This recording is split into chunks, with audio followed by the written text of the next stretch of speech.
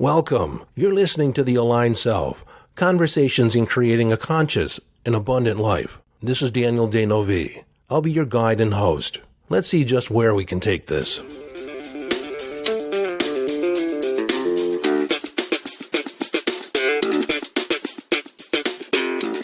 Hello, friend, and welcome back to the conversation. I thought I would take today as an opportunity to inform you as to the progress of my book. What's interesting, anytime an author projects out in the future that they're writing a book, a lot of people start asking, so how's the book coming? And in some ways, this becomes the bane of your existence because it never seems to go as fast as you'd like it to. And I have to admit, I was somewhat optimistic on how fast I could get this book out. Now, if you don't know what I've been doing, I'm writing a book on subpersonalities. And if you don't know what subpersonalities are, as a human being, we don't necessarily emerge from the womb fully formed as a self-identity. And so along the way, we kind of figure it out. But as often happens, we butt up against different challenges, little traumas, sometimes big traumas, problems in situations in which we need to define who are we in relationship to what's going on. Now, our stress response has a lot to do with how these subpersonalities or sub-aspects of our persona are created. But essentially, there's individual aspects that are generated when we encounter a challenge. And that's known as a subpersonality. And that subpersonality has a definite agenda, has a whole constellation of beliefs. Sometimes these beliefs are limiting in nature. And so there are strategies and behaviors that are generated out of this lack, out of this shadow system of beliefs. So this is why many of us don't necessarily have a sense of coherence when we think about who we are. We experience ourselves as, well, part of me wants to do this and part of me wants to do that. I can see where this would be advantageous, but then I can understand why it wouldn't be advantageous. And then sometimes we experience these subpersonalities as sabotaging our intentions. Like we create these grand intentions. And it seems like once we set the intention, we're all excited about it.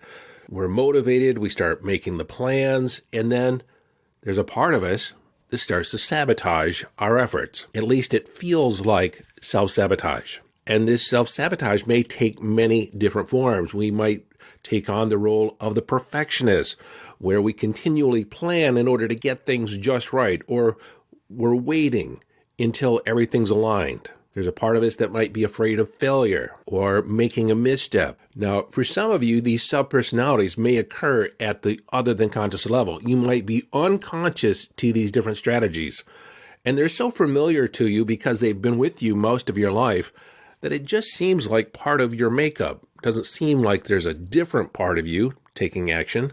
It just seems like, well, I don't have good habits, or I always get in my own way. Or it may occur as you have this critical internal voice. You just don't like yourself. Well, why would that be? What intelligent design would actually program part of your brain to self-sabotage? What part of an intelligent design would put an internal voice that criticizes you, like tears you down? None from my perspective, and this has always bothered me ever since I began coaching, ever since I began my own personal journey on personal development. What most people don't realize about subpersonalities, and everybody's got them, every person on the planet has subpersonalities. That's been known in psychology for quite a while. Jung came up with the whole idea. And then Roberto Acciagholi, who is the work that I've been following over the years, he created the whole concept of subpersonalities, which is an extension of the archetypes of Carl Jung. Now, in another part of the world, the indigenous and the shamans have had practices called soul retrieval, or recalling your spirit. And from that perspective, they felt that aspects of our soul, aspects of our spirit were splintered off, and we've lost certain aspects of our soul. And in that process, to reclaim lost parts of your soul, there's deep meditation, chanting, drumming, very, shamanic practices. From my perspective, I just see it as another way of describing subpersonalities. And the soul retrieval aspect is a lot more ceremonial and ritualistic in nature and a lot less focused. The processes that I've adopted and the processes that I've created since I began my case studies over a year ago in preparation for my book, deal with these aspects, these subpersonalities, a lot more specifically. And there can be rapid change. When I say rapid, within 10, 15 minutes, something that has been plaguing you for most of your life can disappear just like that. And this is interesting because it boggles people's mind. It's almost as if there's a belief that change cannot happen. Transformation cannot occur that rapidly. It takes time, it takes work, it takes struggle. Well, it's like having a tapestry of your history before you, and finding the right thread and pulling on it will unravel everything. And when I say everything, I don't mean everything, but everything that's been holding you back. So for a moment, let's talk about the book. The book is designed to be a workbook and actually guide you through the whole process of mapping out your subpersonalities, identifying them, and revealing their intentions. Each one of these subpersonalities are intentional in nature, benevolent in nature. There's no part of you that wishes you ill harm. Let me phrase that another way. Each and every part of you wants the very best for you, is working on your behalf. And even though some of these behaviors, these strategies seem self-sabotaging, ultimately it's attempting to save you or protect you, keep you alive. In many cases, it's just, keeping you from making a fool of yourself, protecting your heart, protecting your self-image, your fragile ego.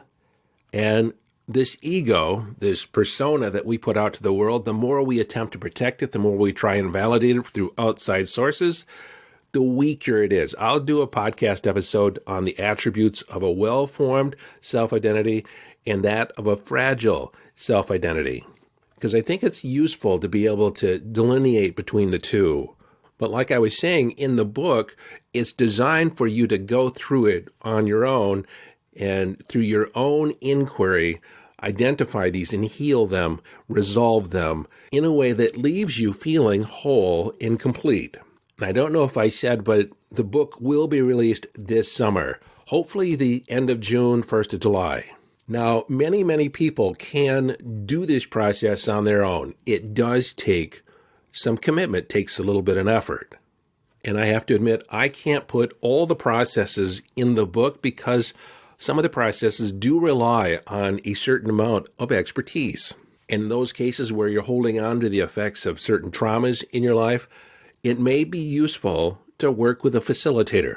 And I have to admit, at the moment, I am the only facilitator that I know of that uses this specific process. And I utilize aspects of cognitive behavioral psychology, aspects of neuro-linguistic programming. I'm a Master Practitioner in NLP, aspects of hypnosis, because, and this is a particular perspective that I have as a hypnotist, is that these subpersonalities are actually trance states. And this is something that, from my research, nobody else has identified. But when a particular subpersonality takes a hold of you, takes a hold of your behavior, it is maniacal in nature, meaning that it's singular in focus to the extent that you go in trance. And you've had the experience where you've been motivated maybe even to pick up your phone or to play a game or to eat something or engage in some behavior that part of your brain says, this isn't good for me, but it's almost like you cannot stop yourself. It's because that behavior, that intention is occurring at an other than conscious level, and you, for better or worse, are in a semblance of trance. Now, many people have this experience of trance when they're in an argument, when they're being triggered. You ever think about what a trigger is? Someone pushes your button and then it just creates this internal response. Almost takes you back in time. And you might go from a point where you're feeling relatively stable, emotionally well-balanced, to being over-the-top angry or defensive.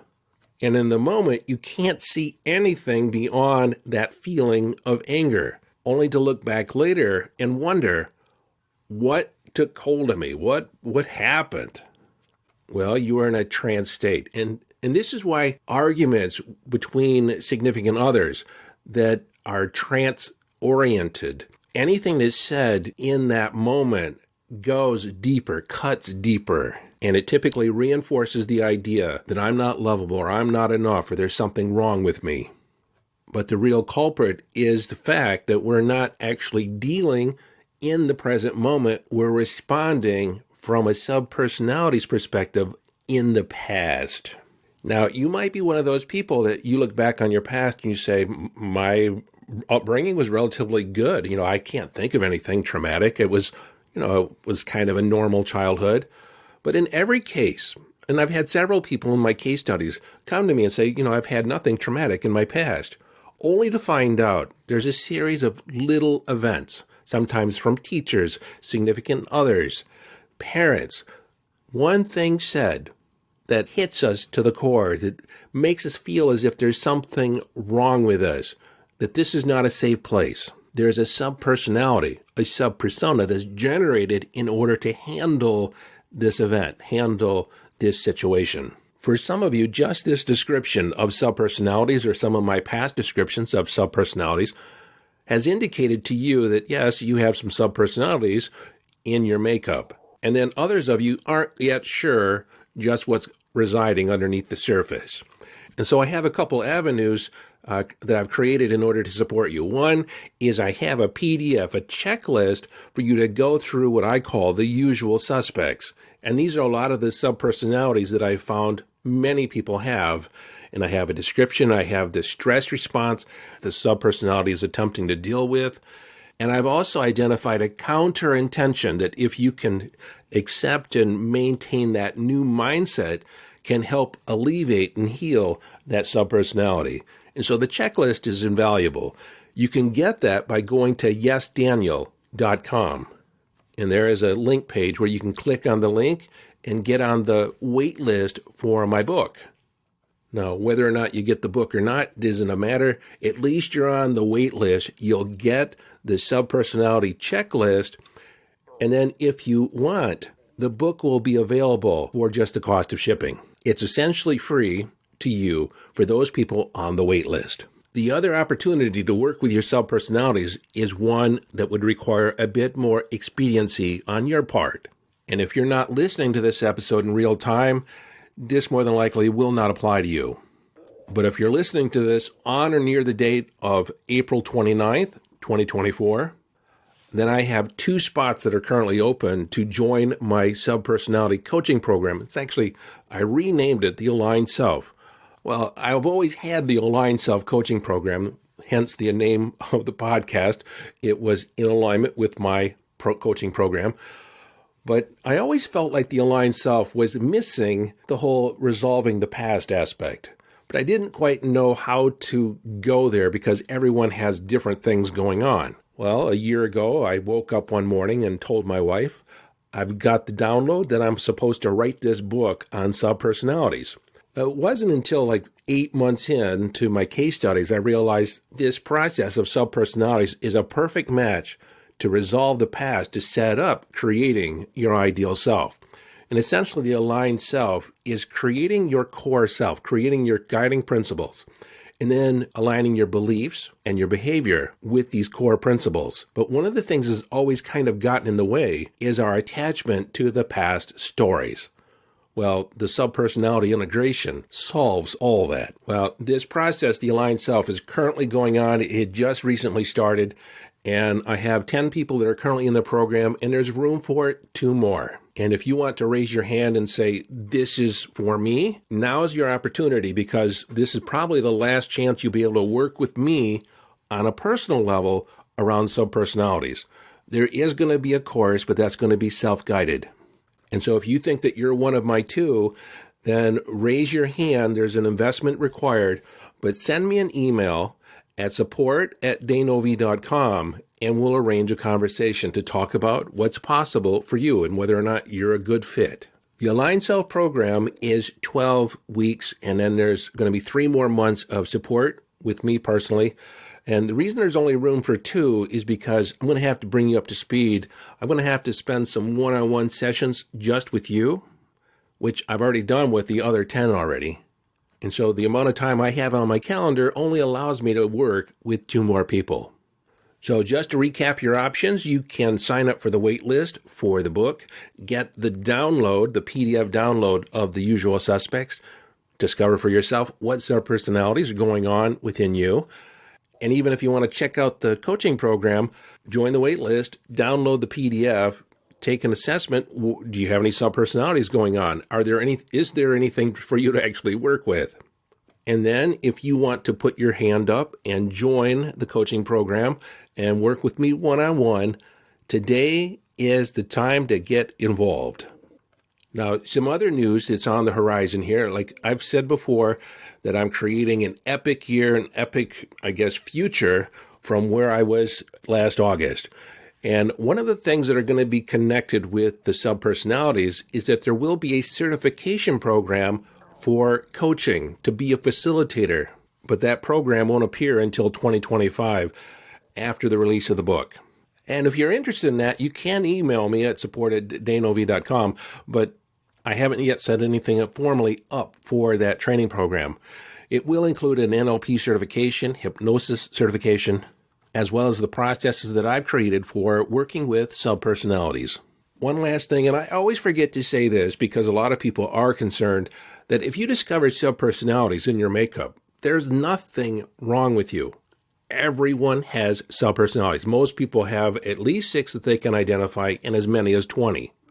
I healed my first subpersonality back when I was 28, and just about 3 months ago, I healed one that I didn't even know was there. It wasn't even on my radar. But in me healing it, I was reminded of just the peace of mind, the joy that's released once that subpersonality is reintegrated into your makeup. I did want to say one thing about shadow work. It was interesting, probably over a year ago, 2 years ago, I did not have an appreciation for shadow work anyway whatsoever, because I just thought about the makeup of the identity differently. But in working with subpersonalities, some aspects of our subpersonalities have been relegated to the shadows, pushed. We're ashamed of different aspects of our behavior. And while I'm not a total buy-in in shadow work, I lean towards subpersonality work because I think it goes deeper. Shadow work is kind of on the surface or just below the surface. It doesn't necessarily get to the root of the issue. And working with your subpersonalities, we can resolve it from its origin. And I've noticed there's been a lot of books come out recently on shadow work. It's been a big topic on TikTok and Instagram and different places. And there's some credit, there's some merit to shadow work. Personally, I just don't think it goes deep enough or pervasive enough. Let's say it doesn't go to the depth and breadth of what's possible. And that's why many practitioners of shadow work will say it's like peeling an onion. Never actually are ever done with shadow work. Well, that's one thing that I can say with working with subpersonalities. You may uncover certain ones along the way, but you can get the heavy hitters, the ones that cause the most angst, I guess, or irritation to your dominant subpersonality. And I guess I could talk about dominant subpersonality. Your dominant subpersonality is more than likely the you that you've come to know yourself to be. It's not who you really are. I've done a podcast on your higher self. There is a greater self, a more congruent, authentic self that's not easily thrown on the defensive, that is not insecure, that doesn't get jealous, that isn't envious. A greater part of yourself that is loving and unconditionally accepting. This part can be referred to as your core self or your inner sage, your higher self. And so this dominant subpersonality that most people are familiar with, that you know yourself as you to be, that's why you point to different parts of yourself and you're ashamed or you're dissatisfied, you're disgusted with some of your behavior, because that subpersonality has a particular agenda on its own. And these other parts are getting in the way. They're not playing well together. And so the goal of subpersonality integration is to get all your parts, all your different subpersonalities on the same page, playing the same song. It's like an orchestra. If you're sitting in the audience and every instrument is playing something different, they're not on the same music, it sounds like noise.